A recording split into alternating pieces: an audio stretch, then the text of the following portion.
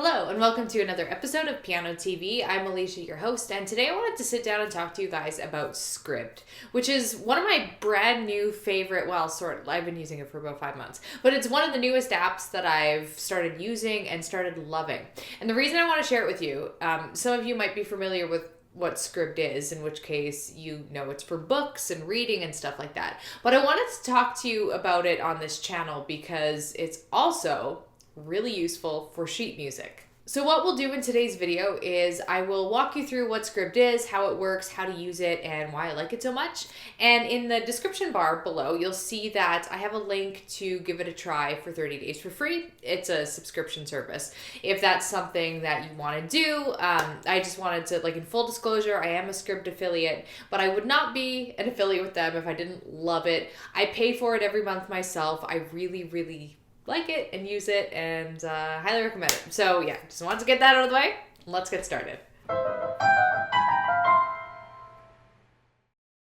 Okay, so what is Scribd? I think the best way to describe it is to use its tagline, the Netflix of books. It's a monthly subscription service where you get access to unlimited amounts of audiobooks, ebooks, sheet music, magazines, that kind of thing. Another subscription service that I use on a monthly basis that is sort of similar to this is Audible. And a lot of you are probably familiar with Audible. You pay a monthly fee, you get a credit to buy an audiobook, and yeah, it's great. I love Audible, but sometimes I want to listen to more than one audiobook a month, in which case this is where Scribd comes in really handy, because with Scribd you can listen to as many audiobooks as you could possibly fathom in a month if you're that kind of person, which is really good if you have long commutes. Not only are you able to search for books to read, but as Scribd gets to know your preferences, it'll also give you book recommendations. You can definitely tell what I've been reading based on my recommendations right now. I have Montessori books popping up, and then also Bob Dylan books popping up because I'm reading a book right now about the folk movements in the 50s and 60s. Oh, and then there's parenting books and stuff like that too. So actually a couple books that I've read I found via the recommendations, but we'll look at that in a moment. The monthly cost of Scribd is $8.99 USD per month. I think Canadian I pay $11 or something like that a month. I can't remember the exact number. And this gives you access to everything without ads, like the entire library of ebooks, audiobooks, sheet music, etc. One interesting bundle that I was kind of looking into, and I haven't fully explored this, but it is something I'm starting to look at, is you can get a Scribd plus New York Times bundle, where for $12.99 USD a month, you also get access to the New York Times, which is, I think that's a really good deal. As far as who can use Scribd, anyone can. It's available worldwide, so as long as you have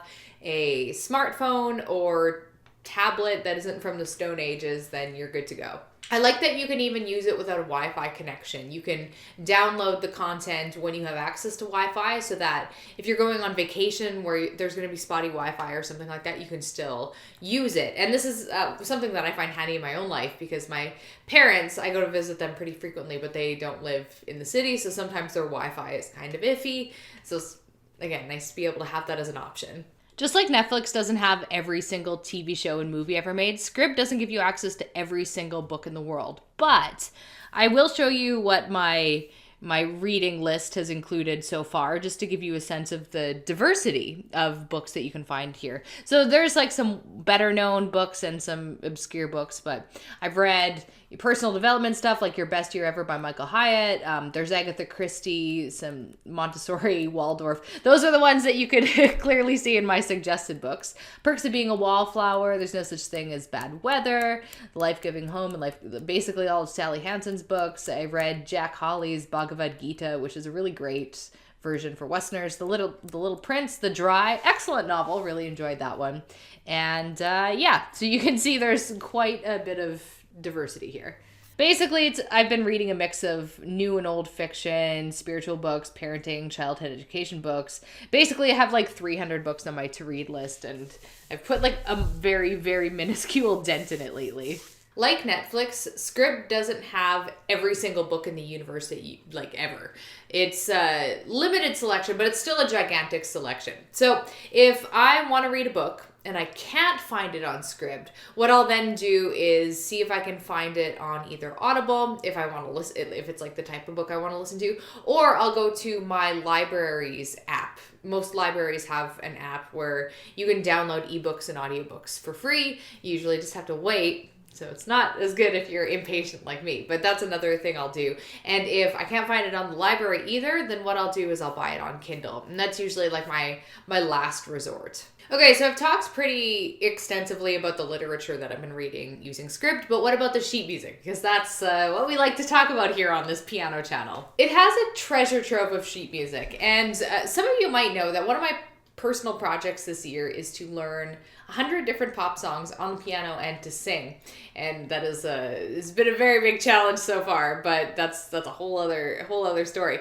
But what's been really nice for me is that every single pop song that I've been learning on the piano, I've been able to access using Scribd to reference the sheet music and different versions of the sheet music too, which is great. So you'll be able to find official sheet music by publishers like Hal Leonard and Alfred and things like that, which is good. But you can also find fan-submitted sheet music, which I know can be hit or miss, but if you're learning some like obscure guitar solo in an Aerosmith song that isn't going to be in the sheet music, sometimes you can find like a fan-submitted interpretation, and it just saves a lot of time and effort. So that's been really, really cool too. You can also find some really good like fan-submitted piano arrangements, because a lot of musical arrangements for pop music is going to be in PVC style, piano vocal chords, and not everyone wants to sing when they're playing. So sometimes being able to find these piano arrangements is super handy too. Just to give you a sense of the pop music that I've been finding lately, I'll share with you some of the books I've been looking at.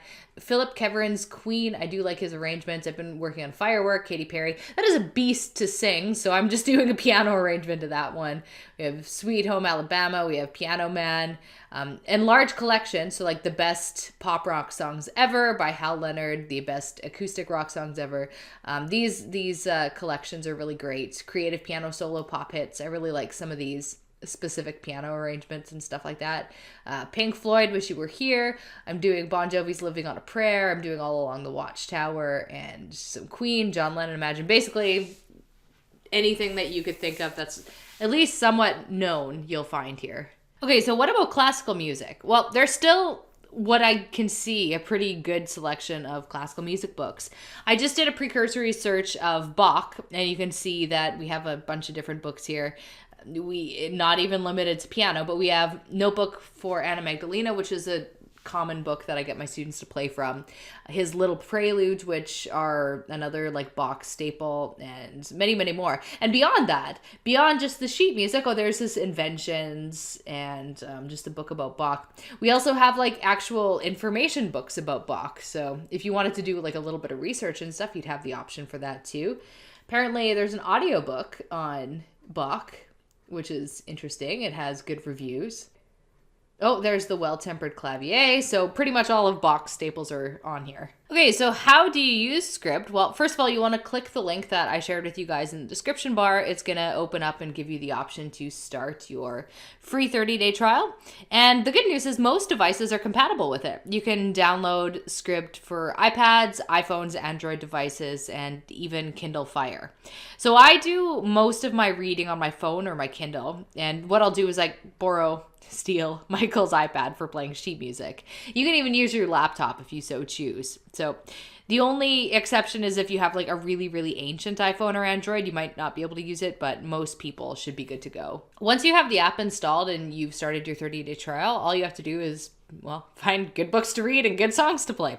Scribd gives you this function that allows you to save books that you've been reading so that you don't have to, see over here, I click save. So you don't have to search for the books every time you want to sit down and read. You can also add bookmarks in the book, which is awesome. It's when I'm using a cookbook, it's really handy because I can put in a few bookmarks on recipes that I'm making, and I found that to be really, really useful. Another thing that I find useful is that you can create lists. So this basically, like, you can create categories. So I have my 100 pop songs category.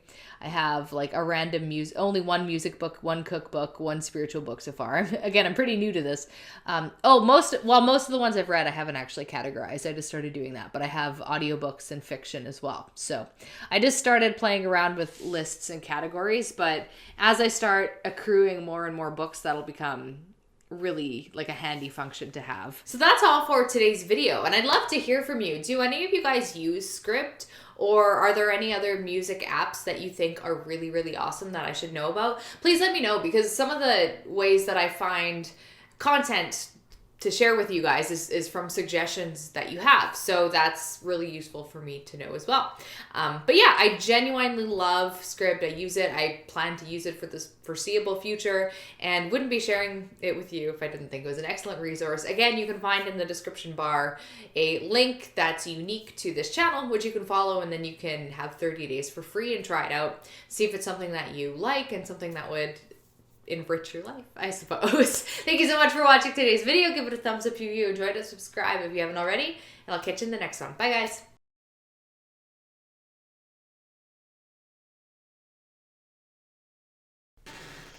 Oh. Hello? What would you call it? Newspaper? New York Times is a newspaper. So who can use Scribd? Ugh. This chair is squeaky. WD-40 on that thing.